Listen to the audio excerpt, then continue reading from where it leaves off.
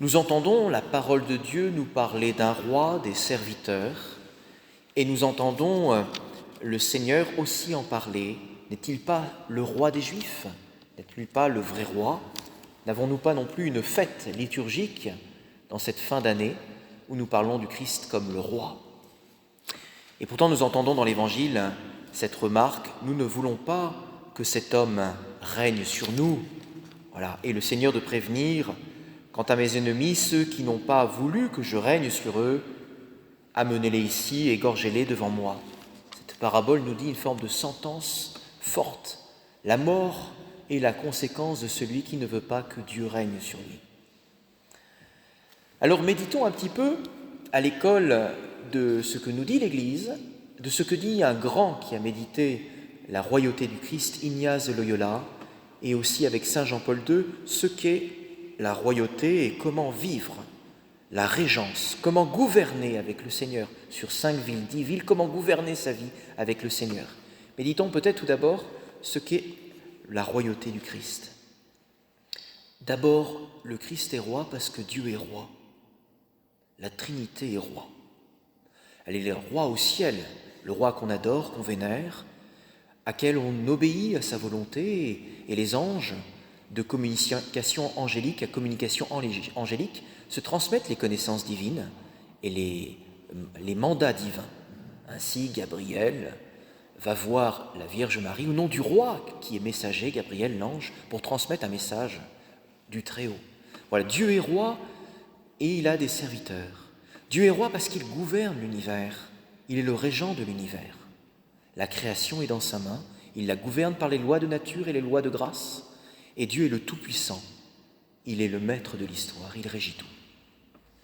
Dieu s'est fait homme pour sauver sa création de manière à ce que la création retrouve, soit à nouveau ordonnée au gouvernement divin, et non pas qu'elle dépérit parce qu'elle avait perdu l'obéissance à Dieu, l'obéissance au mandat divin. Et le Seigneur s'est fait homme, Dieu s'est fait homme, et notre Seigneur nous a montré sa royauté.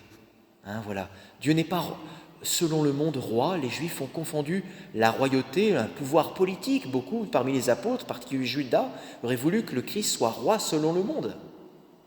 Et le Christ n'est pas roi selon le monde.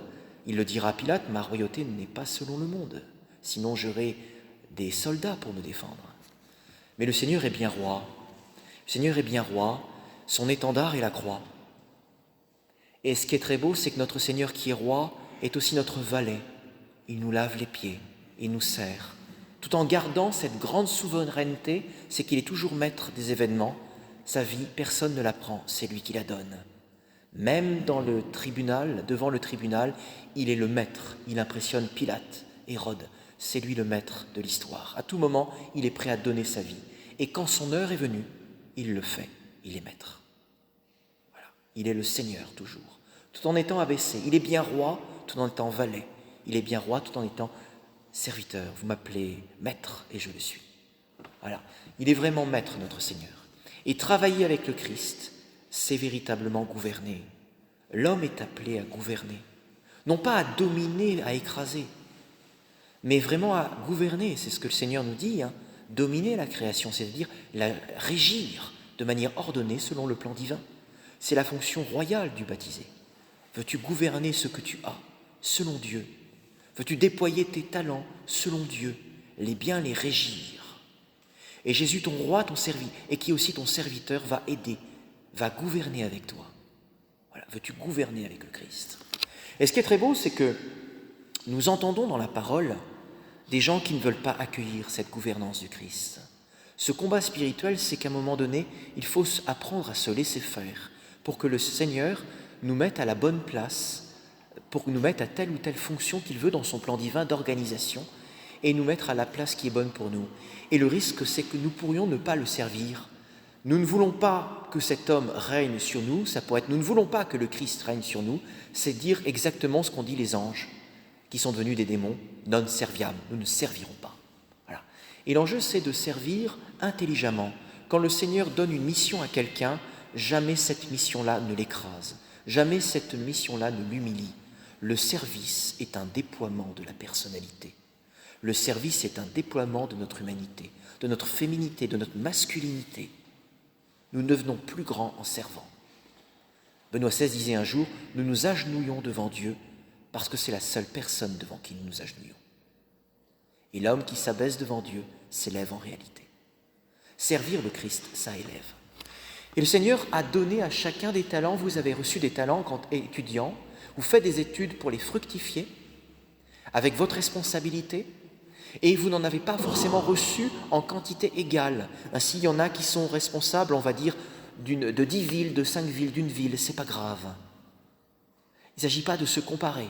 Il s'agit de faire fructifier. À chacun sa responsabilité devant Dieu. On doit faire fructifier ce qu'on en a. Et le Seigneur nous invite à prendre des initiatives dans cette gouvernance avec le Seigneur.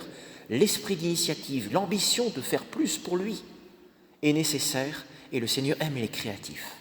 Il ne veut pas des automates, il ne veut pas des valets qui soient quelque part peureux vis-à-vis du roi.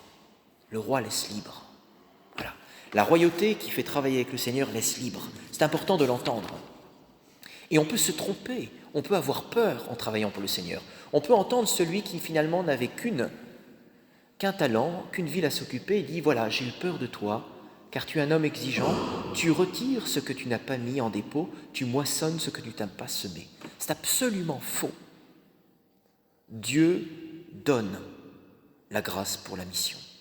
Ce qu'il te demande de faire, il te donnera la grâce. Augustin, bien des siècles auparavant de nous, avait compris cela. Quand il parlait de la loi de Dieu, il disait « Donne ce que tu commandes, donne la grâce pour faire ce que tu commandes dans ta volonté. Donne-moi la grâce pour gouverner avec toi. » Dieu donne toujours la grâce.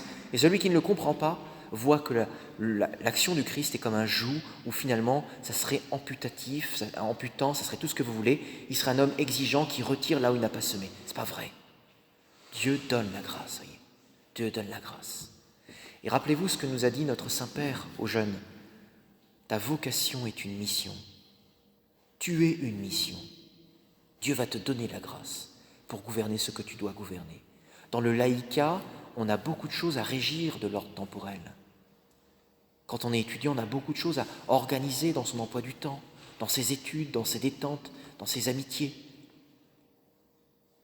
dans sa maîtrise de soi. Régir ses talents avec le Christ. Voilà, ça c'est important de l'entendre.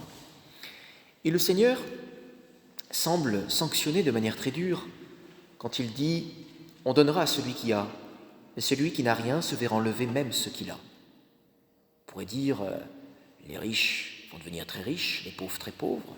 Ça nous rappelle un peu une fameuse parole de la folie des grandeurs avec Louis de Funès. Ça me paraît pas très juste économiquement. Et en fait, c'est profondément vrai dans l'Évangile. Qu'est-ce que ça veut dire? Ça veut dire qu'en fait, l'action avec Dieu, gouverner avec Dieu, au service de Dieu, porte du fruit à une consistance. Une action sans Dieu peut être efficace aux yeux du monde, mais non féconde. Et donc, en fait, elle n'a plus aucune consistance. Et étonnamment, quand nous commençons à travailler avec Dieu, nous avons envie de continuer à travailler avec Dieu. Et donc, ce que nous avons fait va entraîner d'autres choses à faire. La fructification continue, la thésaurisation de grâce, de mérite, de fécondité continue. Par contre, celui qui commence à travailler sans Dieu devient finalement infécond, stérile, et rapidement il n'a rien, pas de consistance. Et aux yeux de Dieu, c'est comme s'il perd tout. Voyez, ce n'est pas injuste en fait. Dieu veut de la fécondité. Que votre fruit demeure et qu'il soit en abondance. Soyez féconds. Mais il veut que la fécondité vienne, sinon on accepte sa gouvernance. Ignace avait compris cela. Voyez, Ignace voulait travailler pour le roi. Il voulait travailler pour les seigneurs. Il voulait être un grand chevalier. Ignace, un zélé espagnol du XVe siècle, qui partit en guerre, qui s'est pris un boulet de canon dans une jambe, qui se l'est fait casser 4 fois parce qu'il sentait qu'il ne plaisait pas aux dames ainsi. Et finalement, 3 fois, il se l'est fait réparer 3 fois, mais en fait ça n'a pas marché. Il est resté boiteux. Ignace, en lisant la vie des saints, a compris finalement que le vrai souverain à suivre, c'était le Christ. Il a fait un discernement des esprits où il s'est rendu compte que finalement, quand il lisait les livres de saints, ça le rendrait plus heureux et ça durait, à la différence des romans de chevalerie où ça durait qu'un temps. Ignace a fait les discernements, il a lui-même, dans ses exercices de Saint Ignace, médité l'appel du roi et les 2 drapeaux. Les fameuses méditations, finalement, on choisit le règne du Christ sur nous. On choisit de le servir. Ignace a des fameuses prières, on dit, et on l'a remis en chant, « Prends, Seigneur, ce que j'ai, mon intelligence, ma volonté, tout ce que j'ai à ton service. » Voilà. Seigneur, et ça c'est important, le Seigneur nous demande, veux-tu que je prenne ton intelligence, ta vie, tes talents, les mettre à mon service? Veux-tu les mettre à mon service? Et quand tu construis ton travail, tes études, as-tu conscience que tu vas travailler pour le Seigneur? Que le Seigneur veut travailler avec toi. Bon et fidèle serviteur. Voyez grand, nous travaillons pour un roi. Nous travaillons pour quelqu'un qui est là, qui est un roi. Je voudrais terminer en vous faisant méditer ce que dit Jean-Paul II sur la royauté, qui concerne notre baptême, fonction royale de gouvernance avec le Christ, et chacune de nos vocations. Voilà ce qu'il dit dans sa première encyclique en 1979, le 4 mars, le Rédempteur de l'homme. Il a un passage sur la vocation chrétienne qui consiste à servir et régner. La vocation chrétienne, c'est servir et régner avec le Christ. La participation à la mission royale du Christ, c'est-à-dire le fait de découvrir en soi et dans les autres la dignité particulière de notre vocation qui peut se définir comme royauté.